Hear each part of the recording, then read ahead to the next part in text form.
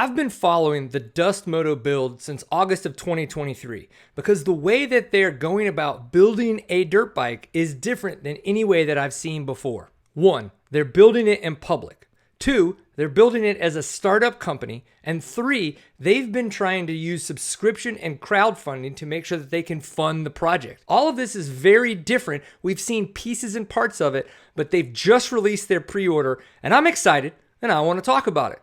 Building a bike in public. This truly caught my eye as we see a lot of technology and software as a service companies do this these days.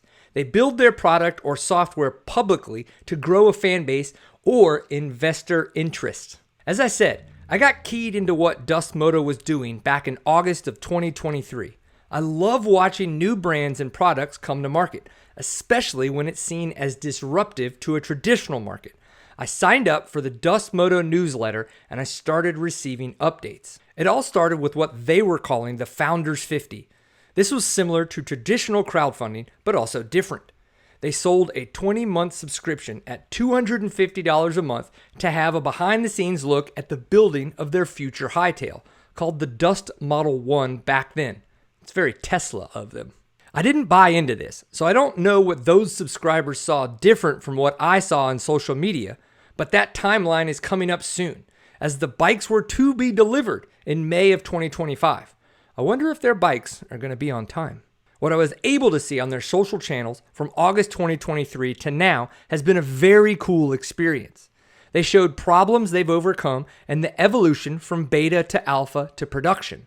For me, the build in public worked. It kept me interested in the brand and engaged in the status of the bike Dust was creating. If I had the $5,000 at the time to invest in the Founders 50, I would have done it.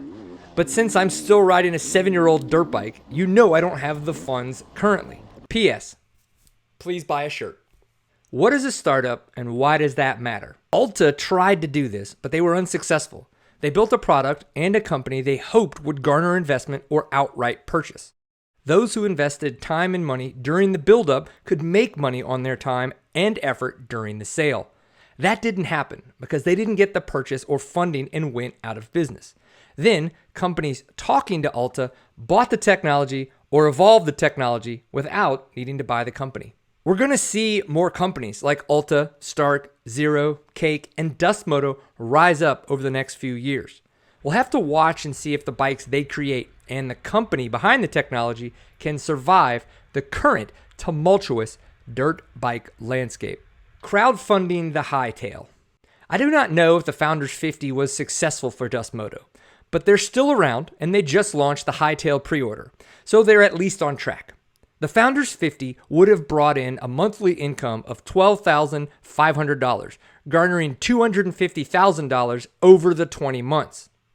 The crowdfunding pre-order that Dust Moto just launched is following suit with Tesla and other electric car manufacturers. You can buy a pre-order spot for $100, which is fully refundable until you sign off on your order closer to delivery.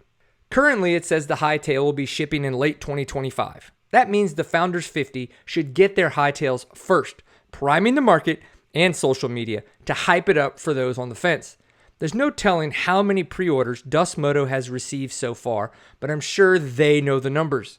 There is a ton of development and pre-production cost that is probably sitting on a credit card somewhere, and the small team knows exactly how many pre-orders they need to make it to fruition, to at least break even. The question I'm asking myself is, can building in public and crowdfunding work so that we can have an American-made full-size dirt bike again? The answer is actually yes, because Dust Moto is doing it. I was originally thinking about this as a combustion dirt bike, be it a 2-stroke or 4-stroke, something I would want to race in an enduro or cross-country that I enjoy. But that's limiting the market.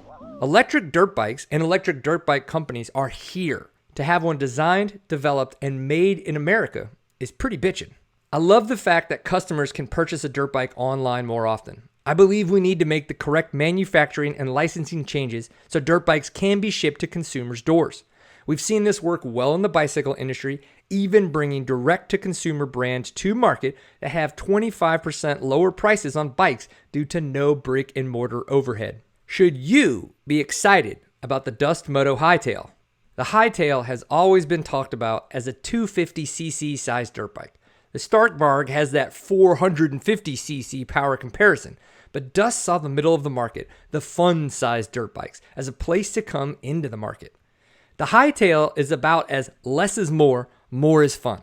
When looking at the specs compared to a 2025 YZ250F, the Hightail wheelbase is documented at 55.1 inches, while the YZF is at 58.1 inches, so it's clearly a shorter wheelbase. The seat height of the Hightail is documented at 35.4 inches, while the YZF is 38.2, and the weight of the Hightail is said to be under 220 pounds, while the wet weight of a 250F is around 231 pounds. There is always rotational weight, so we'll have to see how the Hightail rides compared to a YZ250F. In a growing world of Sur-Ron-style lightweight electric dirt bikes, the Dust Moto Hightail does seem to fill a void in the market. Right now, I see the Sur-Ron-style lightweight electric dirt bike as a fun way to ride around town and jib like we did on our BMX bikes back in the day. We're seeing some competitions pop up for them, but that's not the reason they exist. I see the same for the Hightail over the next few years. Stark is fighting hard to race their bikes against their gas-powered siblings, but they're getting blocked by the organizations that run those series. They don't want another four-stroke moment in time where gas-powered bikes become irrelevant due to poorly placed rules and regulations. But do all dirt bikes need to be raced or seen racing to be successful? Can a smaller company like Dust Moto run a profitable business selling their bikes to fun havers and weekend warriors? Also, how does social media and YouTube play a part in these business models?